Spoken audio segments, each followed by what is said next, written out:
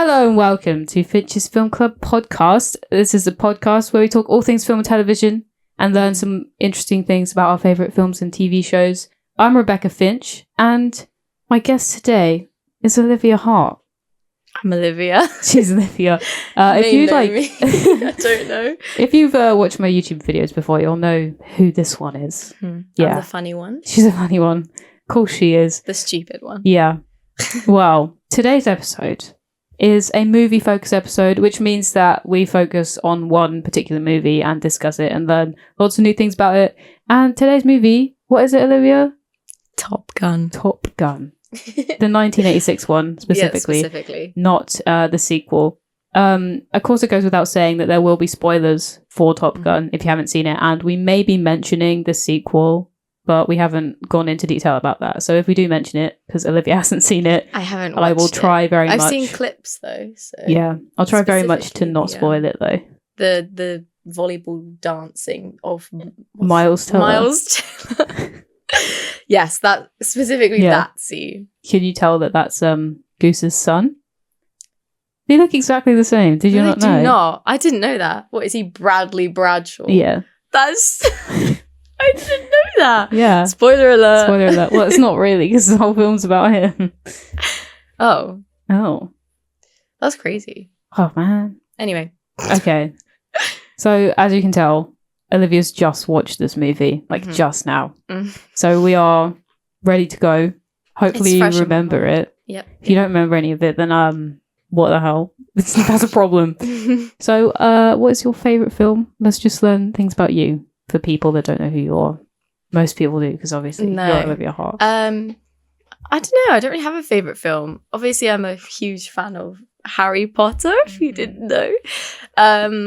But I don't know. I don't really have a favourite film. It depends what mood I'm in. Yeah. Whether I fancy like a sad film or an action film. I don't know. But no, I would probably say probably Harry Potter. It's a classic. Potter. Can't go wrong. Yeah. Well, first of all, opinion of Top Gun. Mm-hmm. You said to me earlier, because I asked you what your opinion was before we got into this. What are your thoughts? So I said it was exactly what I expected it to be. Shirtless men, sweaty men, and flying planes. I thought you were going to say flying men. Flying men. They are flying. They are flying. They are flying. That's my opinion of the film. Yeah. If you've never watched it. Did you think it was good though? I did. I enjoyed the film. I remember my mum told me what it was about, and I thought it was so boring. But it was a lot better than I expected. Yeah. She's just got back from university, by the way, to come here to watch this film and do this podcast. She didn't come all the way from university. No, I didn't come all the way from... Can I say where I'm from? Well, I guess so. Newcastle. Well, not from there. Well, I'm not from there, but I go to uni there. Yeah, she didn't come all the way here just to film the podcast. 4 hours. But we have been waiting. We were going to do this at the start of the year. Oh yeah, we're going to do it. It is the start of the year. Yeah, but I mean the start. You were going to come over on the 8th of January. Yeah, true. And now it's the 26th. Yeah. What a shame. Sorry, I'm such a bad friend. It's okay. No, I'm here now, so we're doing it. So to kind of begin our more in-depth list of in-depth discussion of this film, what I'm going to do is I'm going to list just some facts that I found out through video essays or just general research. And you can stop me at any point if you think one of them's interesting, or I'll just start talking about it because they're pretty cool. So it's directed by Tony Scott. Do you recognize the last name? Scott? No? Probably because it's the most common last name in the world ever. But I mean, just because we were the first episode with your sister, what is that about? Ridley Scott. Oh. They're brothers. I didn't... Oh, mate. I'm actually really bad with films. It's I can't lie. Well, the whole point I'm of not this... my sister. The whole point of this podcast is just to talk about films with your friends. So there's not expert level commentary. It's just us talking about films. Not from me, anyway. No, not from Olivia. My sister would be better. She does film and media at uni, so... Yeah, so Tony Scott directed it. Right, yeah. And both of them, Ridley Scott and Tony Scott, did commercials in the past. So they're very good at visuals. That's why I think Top Gun's a very visual film. Think about the plot. Is the plot really that interesting? Not really. It's No. just them flying planes. Yep, it is. Very visual. Very visual. Top Gun's budget was only $15 million, which is a lot, but it was made in 1986. And I guess, inflation. Yeah, I mean, it wasn't a lot, to be honest. To be fair, that is, as considering they had all those planes and everything, you would think it would cost a lot more than that. Yeah, I guess so. That's crazy. Fun fact. Fun fact, but it grossed over $350 million worldwide, which made it the biggest 1986 movie. Biggest movie of 1986. That's why it's a classic. It is a classic. It is a classic. It is a classic. It's still very relevant today. Mm-hmm. So we did discuss this earlier when we were listening to the music in the film. Mm-hmm. And the success of the movie was largely impacted by the soundtrack, because what they, like, at the time, they would have the soundtrack playing, like, on MTV all the time with the music videos and everything. Mm-hmm. So that made people want to watch it. It was just like, I love this song. Let's go see Top Gun. No, because when we were watching the whole film, every song that came on, Rebecca was like, I love this song. I genuinely really enjoy the soundtrack.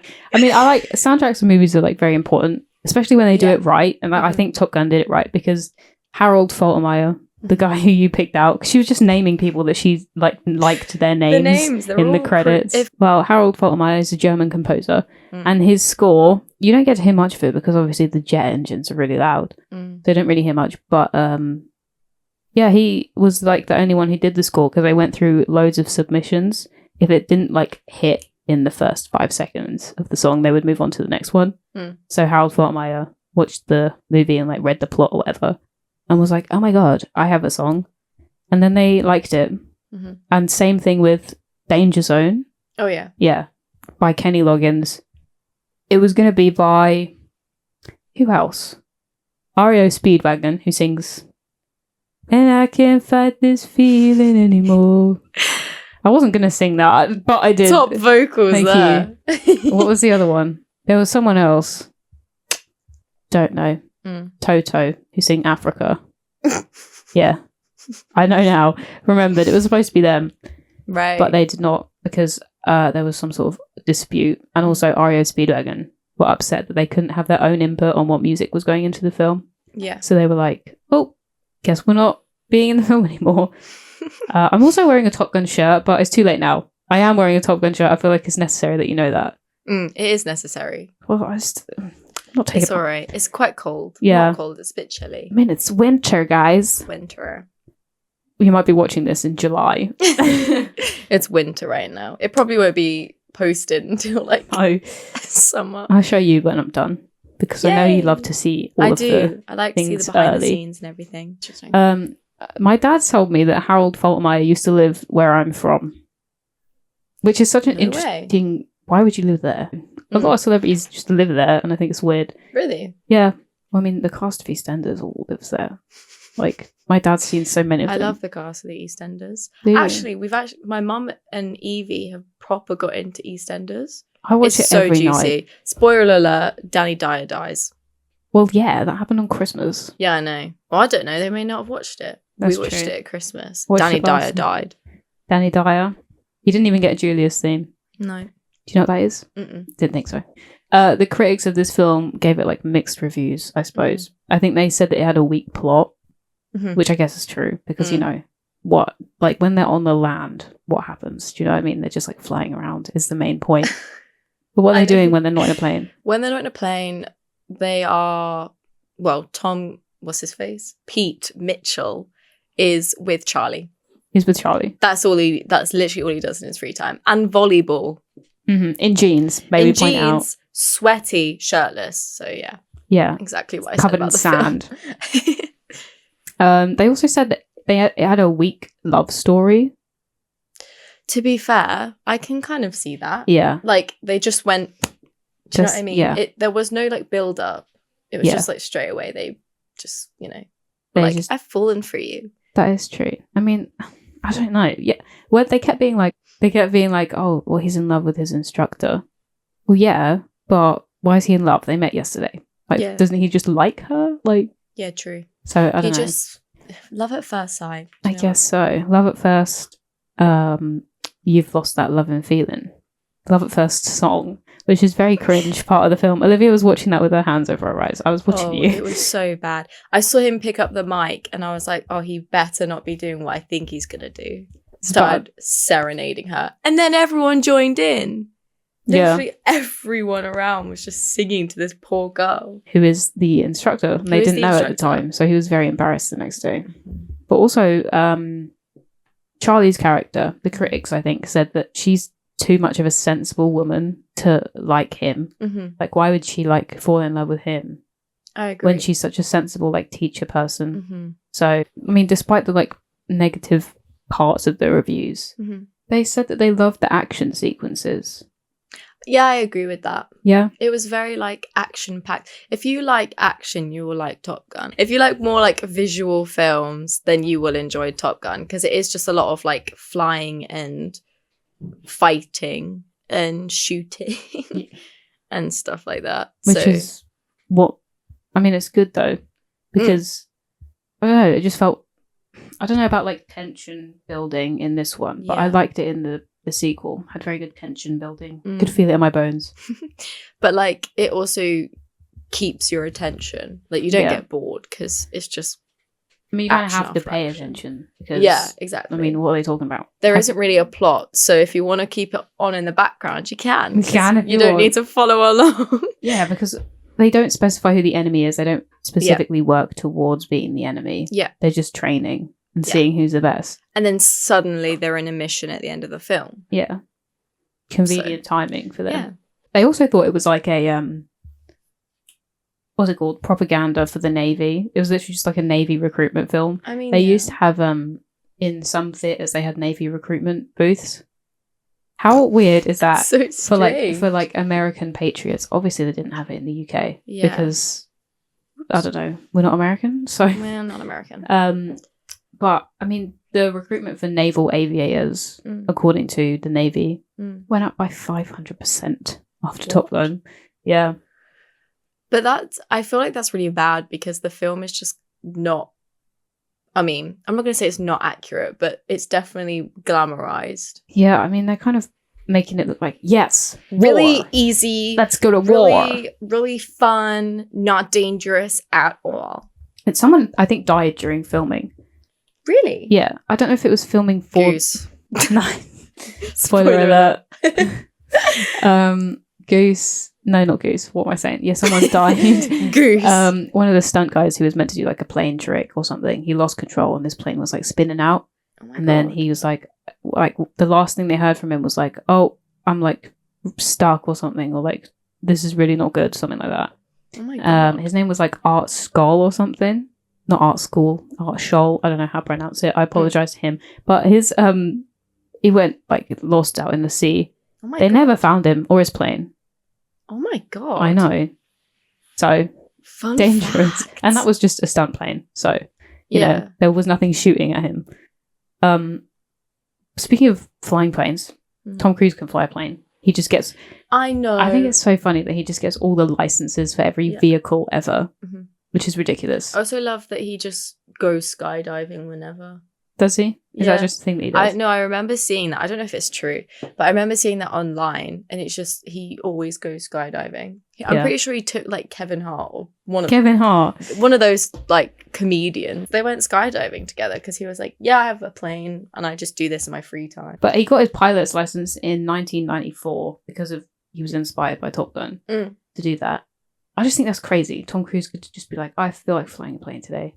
He actually is like a different breed. Do you know what I mean? Yeah, he's 60. You didn't know that. 60. We discovered that earlier. Well, I knew. I thought he was like 50 something. Olivia discovered that earlier because we were talking about how Kelly McGillis, who plays Charlie, who Olivia thought was called Charlotte Plankwood. Yep. I thought, she said, listen, I couldn't hear properly. I thought she said her name was Charlotte Plankwood, and I thought that's a crazy name. Charlotte Plankwood. It's not. She plays Charlie. Kelly McGillis plays Charlie, but she quit acting. We were talking about that, and I was like, "Oh, this is what she looks like now." And Liv went unrecognizable. Liv was like, what do you mean? Like, she must have been so much older than Tom Cruise. And I was like, no offense to Kelly McGillis. I think you're really cool, but... You are really cool. I'm really sorry. That was really mean of me to say that. No, but, like, it's just because Tom Cruise looks the same. He does. You know, like, how are we supposed to know? How is she supposed to know? How am I supposed to know? That he was only 5 years younger. She's 65. He's 60. And Would you he's 60. believe? You wouldn't believe it, though. I genuinely thought he was like 50. So props to you, Tom. Clearly doing dangerous things like you do keeps you young. She always has like very strong praise for him. I think whenever like she's asked about Tom Cruise, she'd be like, "Oh, he was great." Yeah, because there's been a lot of controversy. I can't speak. Controversy around the fact that he's actually an arsehole. Really? Yeah, a lot of people like said that they don't like working with him because he's really like arrogant and I didn't know that. Stuff like that. I mean, this is what my dad has told me. Because So. he knows Tom Cruise personally. My dad knows Tom Cruise. No, he doesn't. He doesn't. Don't believe that. But yeah, I mean, she always thinks that he's like really great and stuff. She always tells everyone how great he is. And I mean, I don't know, but I guess they enjoyed working together at the time. Well, they were very intimate in the kissing scenes. Olivia didn't like that, and neither did I, because I don't know, it's just a bit of a weird one, to be honest. Yes. Which I, you know, to make a point about that, the love scenes were added in after. It was shown to a test audience to see how well the like audience would receive it. You know, just in case you didn't know what a test audience is. Yeah. And they were like, "There's no love scene," and they were quite upset about that.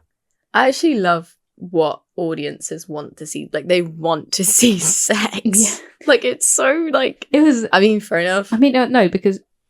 Well, I mean, imagine, like, watching that. Yeah. And imagine it without those scenes. To be fair, it, like, does develop the love story a little bit more. But then... if that wasn't there, there would literally just be nothing but flying. Yeah. I mean, there would be no plot. Yeah. You know, even though literally. the love story was weak, like... there would be less of everything. 100%. And then it was very quick because, like, when they were marching out of that lecture thing that they were doing, and then she was like, "My performance review was right on.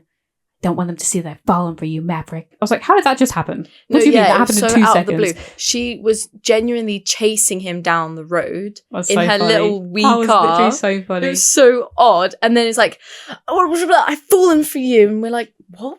Like, when?" I mean, it is a good like love scene, I suppose, like iconic song. No, it's not. No, I it's didn't mean like weird. that. I just mean like the like I don't know, the like lighting and blue lighting, the blue light and the shadows. You can't. It's just like silhouettes. Yeah, it was done well. Do you know why they did that? Because it was added in afterwards, like I said. Like when there was the elevator scene, I pointed out to you that I was like, "Oh, look, she's magically lost weight and his hair's mysteriously got longer in like 2 seconds," because that was filmed after. She was filming a different movie, right? So her hair was different color. Is that why she had a hat on? Yeah, and Tom Cruise's hair was way longer. I don't know what he was filming. Don't know what he was filming. I've forgotten, but like.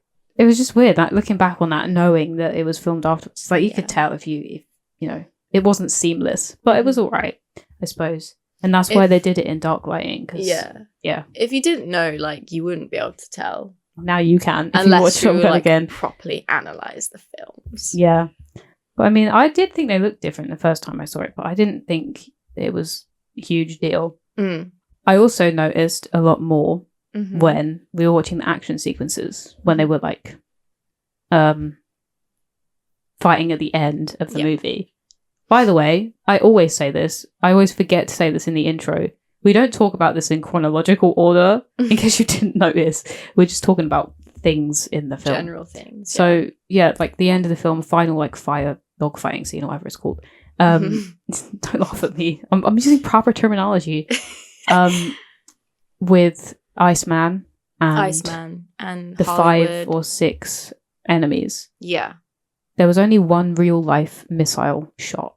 Did you notice that they used the exact same shot for every time they used a missile? I actually didn't, but now that you say that, it's I remember. The one, with the plane and it's just blowing up. What angle was it? It was like the left wing Yeah. of the plane. It goes like from there. They use that shot multiple times because they only were allowed to use one real life missile. That's crazy. It is crazy. I didn't actually notice that. But now I definitely would if I watch it again. Yeah. Are you going to watch this and then point out to everyone who's watching it? Yeah, if I watch By it. the way, this was filmed after the film. She's lost weight. His hair's long. Yeah. I'm going to be like I've seen obnoxious. that clip before. I've seen that clip before. I've How seen mysterious. that.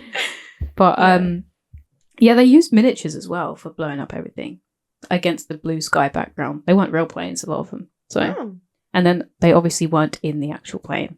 They used a whatever it's called, like a cockpit scene, and then they had the sky like around them and stuff. Yeah. But it looks pretty good for 1986. It does look really good. Well, it holds up, especially when you said that the budget was so low in comparison to most films now.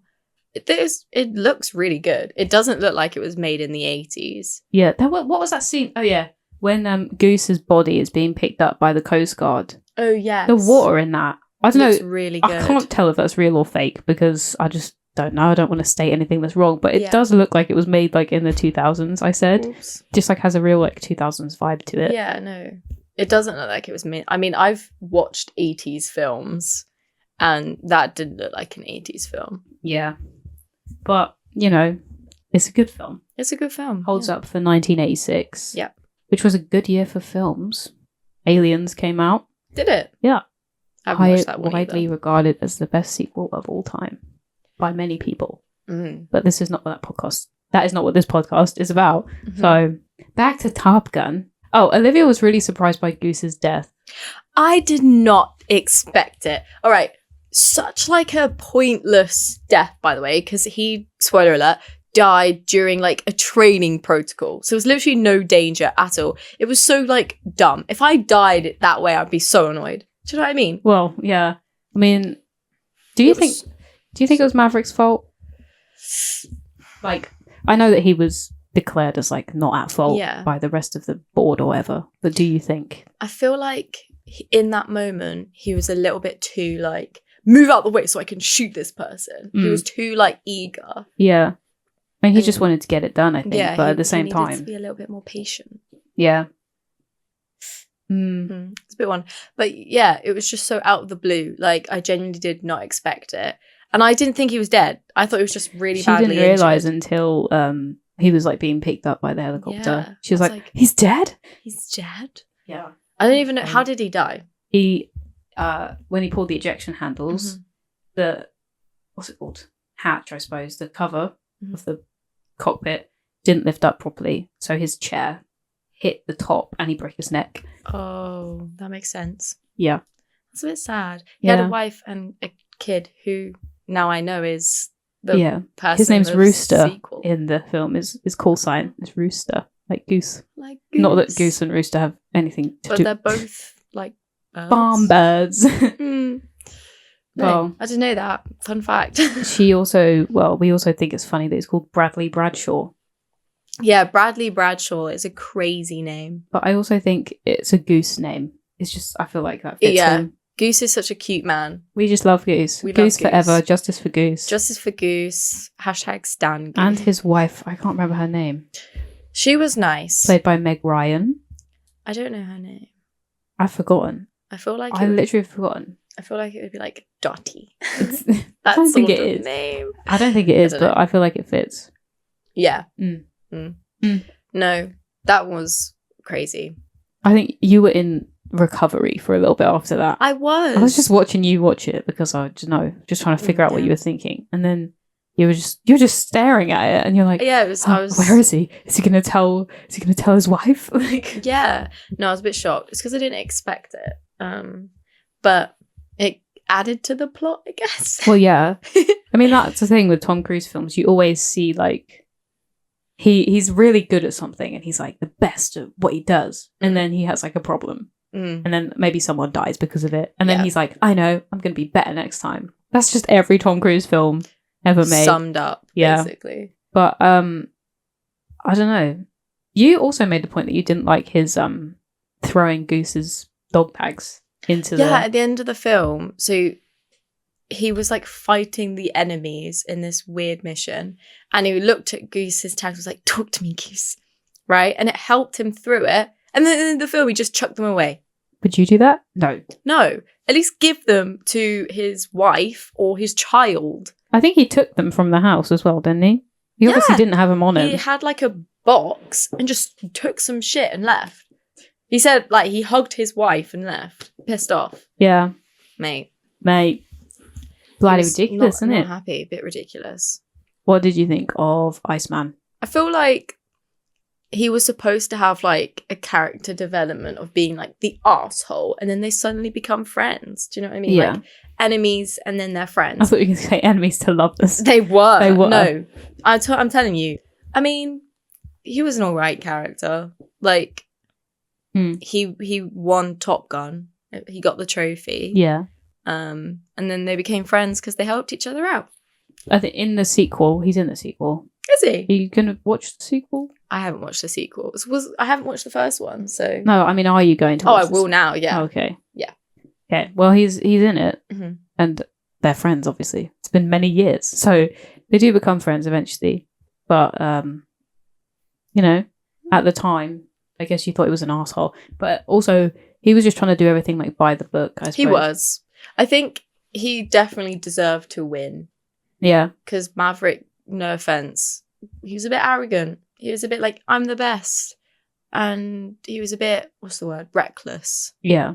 But also, we never saw Iceman. I don't know, did we really see anything of Iceman? Not really. Everything we saw of Iceman was after him, he did it. Like that, but also him not doing well.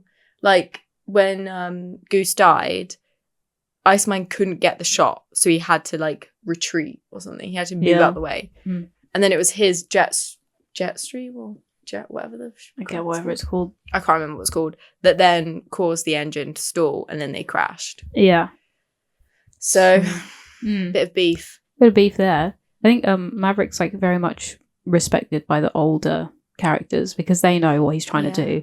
But with people like Ice and the other Top Gun, like, I don't know, contestants or whatever they are, they don't, because they're like, you're crazy. Like, what in God's name are you doing? Flying around like that.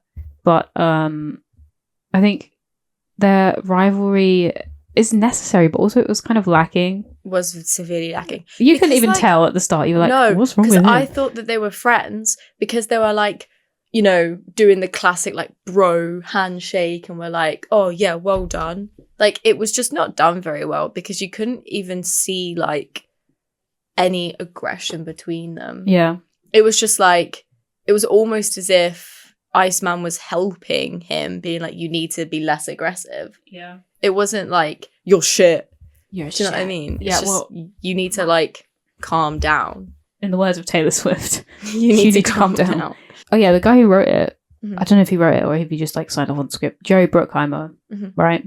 Whose name you also like. I did. I remember that name. Yeah, Jerry Bruckheimer. He said, or whoever he proposed it to said, and he agreed, that it was Star Wars on Earth.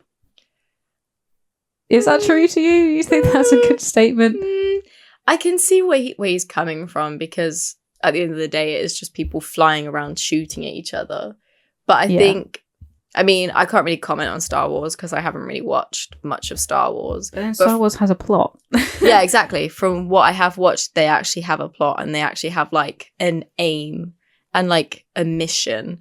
Whereas Top Gun was just, let's train and let's get training. Let's join Top Gun. Like, woo. I think the first fight with Cougar was to solidify, I suppose, how scary it is. Yeah, it was a good opener because it did like get to your attention. Because you kind of just went straight into the action. Yeah.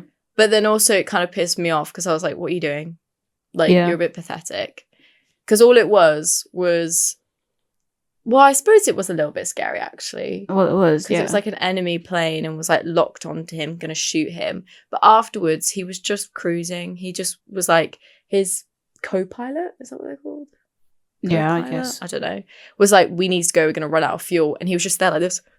Yeah. Well, I mean, fair enough. I thought maybe they could have dramatized that a bit more. No offense to Cougar, I'm sure he was in a very scared state. Yeah, they could have like built the tension more. Like, oh, they're running out of fuel, but they didn't really show They were just like, Cougar, come any on. effects of it. Yeah. It was just like, Cougar, come on. We're too close. We're too close. We're too close. Okay, prove it. Like, we don't know that. You might be lying. Like, you kind of need to show it more because the audience, just saying it isn't going to really be like, the audience aren't going to be like, oh my God, this is so tense. It was just, oh, he's going to run out of fuel. Yeah. Well, I think it would have been better if the audience actually saw like how low he was and everything. Mm-hmm. And then no one else knew until like right at the last minute, because they did know like the control tower was like, Cougar, hello, you come in, and he was not saying anything. But because he was just there, we don't know. He could have been fine, like flying along. Yeah, I suppose because like we saw inside the plane. Yeah. Well, I mean, if the audience knows and the characters don't, obviously it makes more like suspense. But yeah, I think they should have kept the characters not knowing a little bit longer. Yeah, I agree. Yeah. Do you know what I mean? Because like the audience would have known, but the characters didn't, and so I feel like it would have built the tension a little bit better than, because there was just no tension. Yeah. At all. Like I wasn't on the edge of my seat being like, oh my God, he gonna die. Yeah. But I don't know. And then it just landed, you know. Yeah. I thought maybe they could have. And it's like, and he was like, oh, you're coming in too fast, Cougar. Like you're not gonna land properly, and then he landed fine. Yeah. Like maybe like have the wing fall off or something. The wing fall off. How would that happen? Do you know what I mean? Because he like would have maybe landed lopsided and hit the wing off. Well, that would have caused a lot more damage, I think, than just being the wing. But it was just very like a bit lackluster there. For you personally. But as an opening, it did get my attention. So I mean, yeah, you wouldn't really think about all of the negativeness of the opening until after the opening was done. Yeah, 100%. So I guess this is just because we're talking about it. We kind of need to pick at. We're doing a little bit of over-analysis, but we like that. It's a little good. bit, but I would like to speak about the scene. She wants to talk about the scene. I want to speak about the scene. So, the scene is the scene between Maverick and Charlie. It's so awkward. Basically, he licks her teeth. Oh my God. It's so cringe. It is the worst thing in the entire world, okay? She just couldn't stand. I mean, to be honest, I was sat there like it was not the most enjoyable thing to watch. It was, not for me. Like it. Bit weird. She licked her chin. Oh no, his chin. It was a bit odd. It was very cringe. So prepare yourself if you haven't watched that film. You're going to see that scene. You're going to see the singing, and then you're going to see that. The singing. Oh yeah, can we talk about the fact that all the men were just... There was one man, I don't remember who he was, but he was making such weird jokes.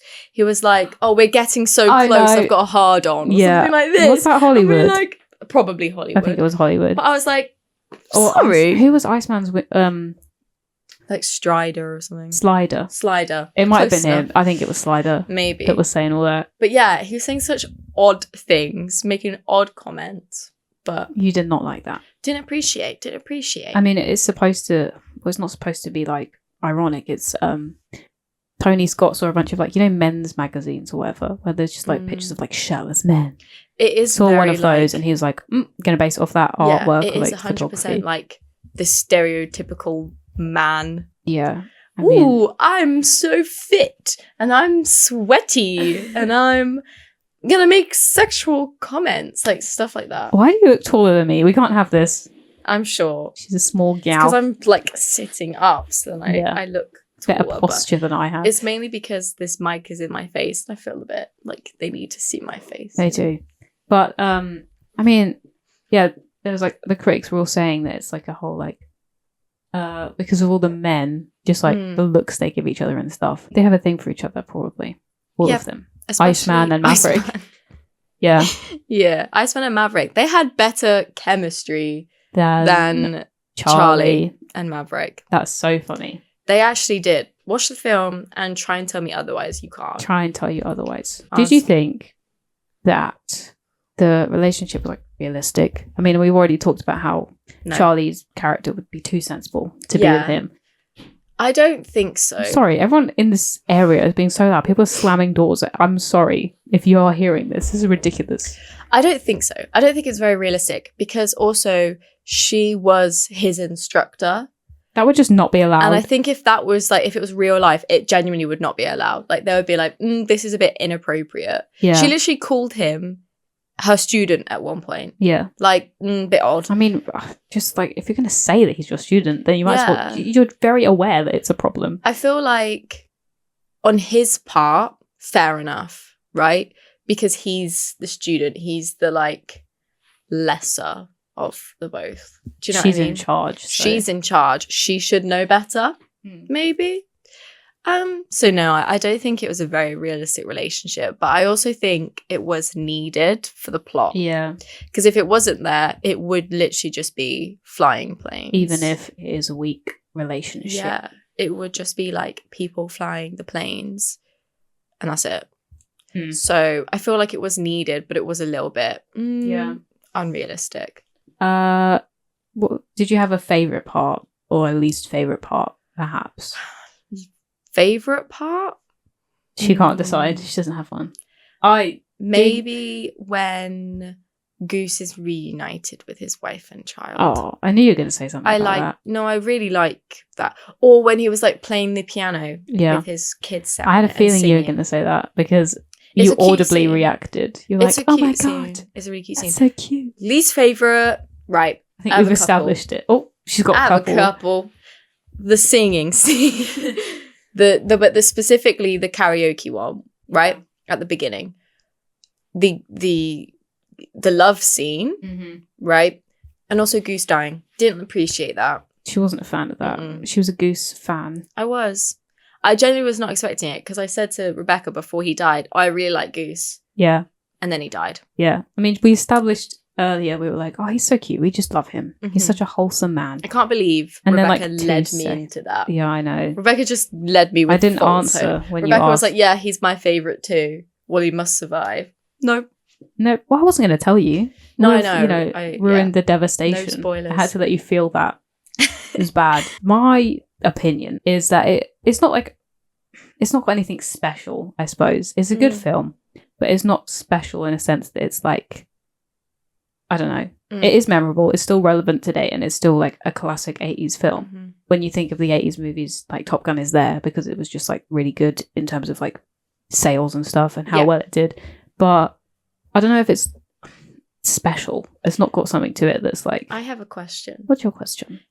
Do you think if that film came out to like now, would it do as well? No.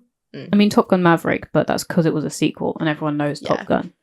Because that's what I think. I was like, the only reason why it's still like popular now is because it is a classic. Yeah. And also when it did come out, it was so different to like other films that were around. And it was like a new, like, I wouldn't say revolutionary, but like flying planes. Yeah, I mean, really relevant.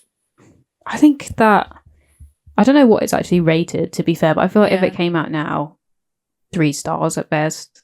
Yeah, I wouldn't like, because I feel like people would watch it, but they wouldn't be impressed by it. Yeah. Especially to like now standard of like cinema and stuff. I mean, with the sequel, I liked that quite a lot. I think the tension building in it was really good. I mean, obviously you haven't seen it yet, but there's certain scenes where I was just like, oh my God, what is literally going to happen right now? And I'm not normally like that with a lot of films, unless it's established to be an extremely tense film. Yeah. It's one of those films where like you don't immediately think, oh, I want to watch that again. But if you do watch it again, you know, it's fun, I guess, if you like it. Yeah. But it's not something that's constantly like, I love Top Gun, you know? It's not that for me. I think the success of Maverick, the sequel, is obvious. It's very obvious because, you know, it's like 40 years after. Definitely. And people have been waiting years for it as soon as they heard there was going to be a Top Gun sequel. And then it came out and it was really good because it's obviously been nominated for loads of awards now and everything. And the casting for Goose's son is really good. I know you can't see it from now, but like when you actually watch it. Well, yeah, because now I know what Goose looks like. You can see what his son looks like. I might be able to see it. Yeah. But is the main guy Goose's son? The main character? Miles Teller, yeah. Yeah, okay. Yeah. Also. And that's crazy. I think I also, like, when I was thinking about what I like about the sequel, I guess, I know we're talking about a sequel now, but, you know, gotta be compared. The fan service in the sequel is really good. Do you know what that means? The what? Fan service. No. It's when it serves the fans Oh. with what they want. It's like Right, yeah. Jurassic World 3, which, by the way, I don't like that. I've never watched it. I don't know. Jurassic World is just on a completely different vein to Jurassic Park for me. It's not good. I think completely irrelevant to Top Gun, but Jurassic World visually is better. Like, as in, like... Well, I mean, I'm still impressed CGI. with CGI. Obviously, yeah, especially for when it came out. It's very impressive with what they did. But, like, comparing the two, Jurassic World is made better, but Jurassic Park as a classic is just better. Yeah. Especially Ellie Sattler. Anyway, yeah, sorry for back to that. It was good in terms of, like, bringing the nostalgia, because obviously the opening song is the Top Gun anthem, the iconic guitar song, and then by Steve Stevens, and then you got the Danger Zone plays in that film. Take My Breath Away doesn't. Thank God. Guess because it's I love that song. No, it is a good song. It is a good song. It's because it's a new woman in that film, so you're not going to have that song from when he was with a different person. But the fan service in that film was good. It wasn't overdoing it, I don't think. But they had a lot of like references to the original, such as catchphrases and Need for Speed and the flyby. You know, he was like requesting permission for a flyby, and he's like, nope, and he does it anyway. Bloody does that in that film as well. Of course, he bloody does. Of course he does. And my sister hasn't even seen Top Gun 1, and she really liked the sequel very much, and she's very much a fan. So I guess it's for anyone. I will have to. And that's why I think it makes it a good film, you know? Because with the original, I think you have to be into it, you know? If you're bored of it by the time it's not done with the opening sequence, you shouldn't watch it. That is my kind of opinion on that film. Yeah, that's my opinion. That's Olivia's opinion. As a general finishing opinion, I would recommend you guys to watch it. Yeah, I think if you want to watch classic films, if you want to watch films that everyone knows about. Yeah, if you haven't watched it, watch it, because literally everyone has watched it. And I remember when I told people I hadn't watched it, the general reaction is, oh, how have you not watched that? Yeah. Do you know what I mean? I mean, there are certain films that people expect you to watch. It's like that with all the classics, really. Who hadn't watched Jurassic Park? Who do we know that hasn't watched Jurassic Park? Lacey hadn't watched it. I don't know if she's seen the first one now. Unacceptable. I think she has.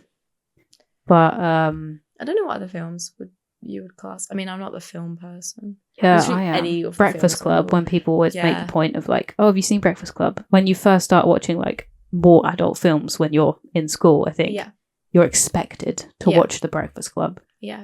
And be like, hey, you haven't seen The Breakfast Club?